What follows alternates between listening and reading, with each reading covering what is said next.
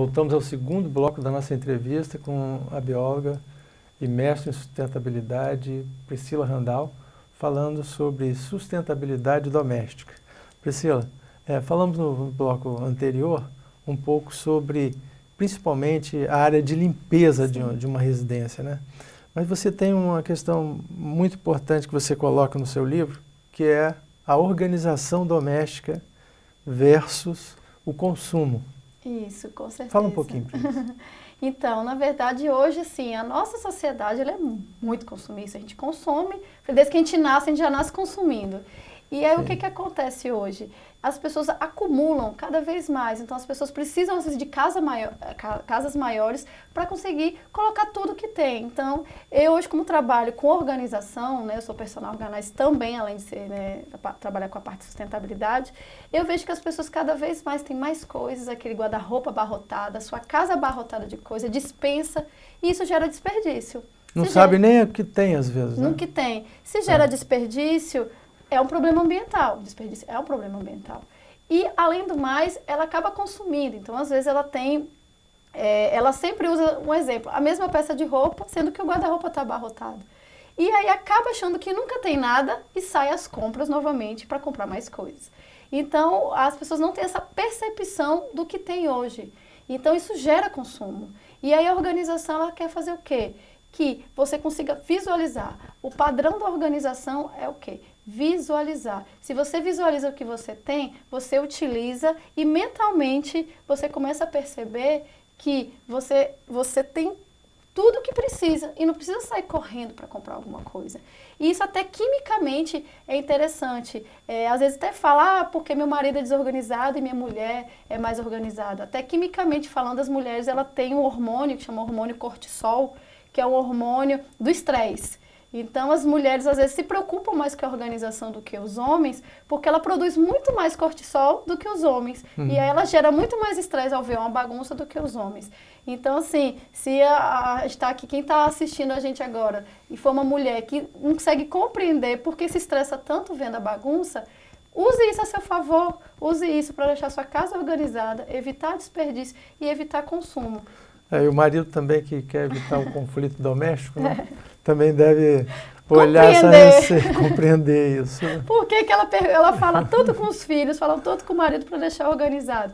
Sim. E aí essa organização, apesar de ter essa parte química ainda envolvida, biológica, é importante essa parte da organização como economia doméstica. E se a economia doméstica também entra na sustentabilidade doméstica, porque você está gerando menos desperdício, gerando mais economia doméstica e menos consumo, que é uma coisa que a gente tenta combater hoje com a organização. E aí, então é muito importante isso também. Certo, isso a gente percebe inclusive até na parte de alimentação, né? As dispensas, né? De comida, quer dizer, a pessoa vai achar um pacote de açúcar depois que ele já está praticamente apodrecendo, né? É a parte da planejamento e organização. Então, assim, a gente ir no supermercado com uma lista do que precisa, olhar. Então, existem algumas técnicas, eu tenho um blog que eu falo um pouquinho, dou algumas dicas, e justamente é uma planilha. Você colocar lá, tá faltando, às vezes até uma funcionária sua, porque eu não tenho tempo, porque as pessoas me procuram. Você fala tanta técnica legal, mas quem faz é minha funcionária. Bote um papel lá pregado no armário, com tudo, só para ela anotar, ou se ela, às vezes, tem uma dificuldade, já deixa tudo escrito, o que você consome, que as pessoas já sabem mais ou menos o que consomem em casa. Já deixa escrito, a pessoa só bota um X, o que está faltando. Porque aí isso facilita, na hora que você está com pressa, você pega a lista e sai. Porque o que eu vejo é as pessoas saem do trabalho, vão no supermercado e compram tudo, aí chega, nossa, comprei tudo o que não precisava e o que precisava eu não comprei. E aí vai gerando desperdício. Então, essa parte do planejamento, a organização do dia a dia, isso facilita. Geladeira. Geladeira?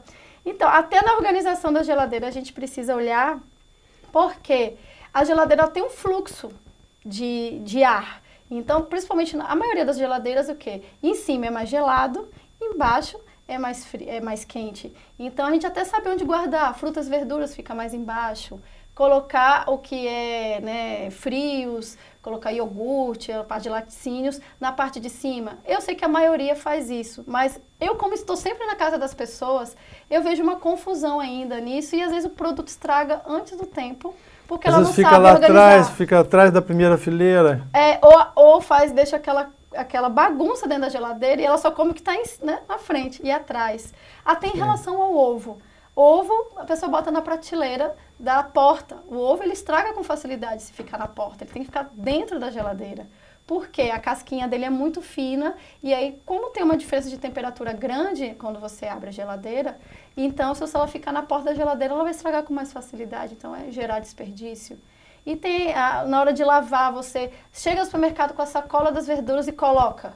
Não, você precisa fazer uma lavagem, né? Até com vinagre ou com uma colherzinha de água sanitária num litro d'água, para além de higienizar, você também fazer com que aquela fruta e verdura dure muito mais, porque ela está limpa, ela está sem nenhum resquício ali para fazer com que ela estrague mais fácil. E até a visualização. Eu já tive pessoas que falaram que depois que organizaram a geladeira, conseguiram comer mais frutas e verduras, conseguiram emagrecer com a organização.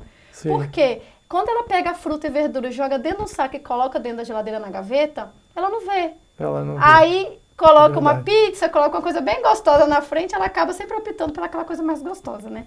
Sim. E aí, quando você lava suas frutas, verduras, coloca num vaso bonito e deixa já tá visual. Disponível, né? E também já está disponível. Já está disponível, você não precisa lavar e está ali. Né? A cor acaba aguçando os sentidos. Então, você acaba optando. Então, eu achei bem interessante quando eu recebi, né, esse depoimento. Eu consegui emagrecer organizando minha geladeira. Então, é bem interessante também essa importância dessa organização que afeta toda a sua rotina doméstica. Você tem alguma coisa com relação a passar roupa? Tem. Porque isso é um dos problemas, né? Principalmente para quem mora só, né? O problema de você ter uma pessoa específica para passar roupa, enfim. Existe alguma técnica que você... Então, a primeira eu acho na lavagem. Hoje todo mundo lava na máquina, né? Sim. Então, você quando tirar a roupa da máquina, ela vem toda torcida. Sim. É você pegar a roupa e sacudir ela com força, sacudir. Porque acontece, quando a roupa sai da máquina, ela está toda embolada, as fibras estão todas desalinhadas. Sim. Quando você bate, você alinha. E aí, alinhando, ela fica mais esticada, já ajuda um pouco.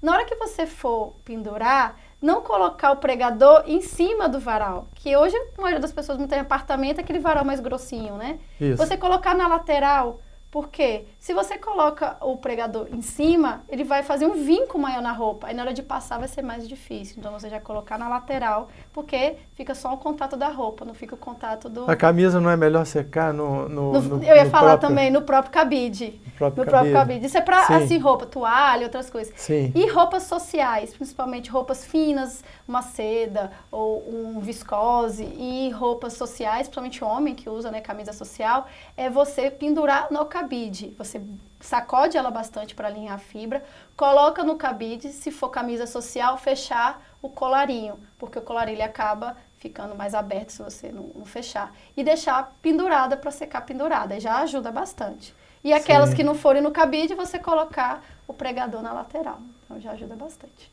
Ok, você fala sobre essas coisas no seu livro? Falo bastante no livro, tanto da lavagem, como a parte de passar roupa, limpeza. Tem até a parte de relação empregado doméstico, que é sustentabilidade também, né, cultural. Fala um pouquinho sobre isso. Porque acontece hoje com as novas leis trabalhistas, acontece o quê? Algumas pessoas ainda tá naquela fase antiga que empregada doméstica não tem hora para sair, não tem hora para entrar, não tem um treinamento. Se hoje existe lei, é porque a gente está valorizando o trabalho da doméstica. Então, Sim. isso é importante. Mas a empregada doméstica, ela também precisa ter um maior treinamento, ela precisa se especializar. Né? Então, acontece que os direitos vieram, mas essa especialização ainda tá devagar. Então, ainda falta tanto, eu acho, de investimento no Estado mesmo, de criar esse centro de treinamentos, ou algumas empresas de treinamento. É uma área de negócios, inclusive, para quem trabalhar, né? Eu trabalho com treinamento dentro da casa das pessoas, me contrato para treinar a sua né, empregada doméstica, mas podem existir centros de treinamentos para isso, porque se hoje elas têm essa valorização, elas precisam se especializar. E toda essa parte, até de fazer os produtos, isso entra no treinamento dela. Se a sua empregada já tem um treinamento sustentável na limpeza da casa, isso vai ser perfeito, como é um investimento a longo prazo para a sustentabilidade. Ela já chegar na sua casa sabendo ser sustentável. Bem, vamos a um rápido intervalo, voltamos já para o último bloco da nossa entrevista com a Priscila.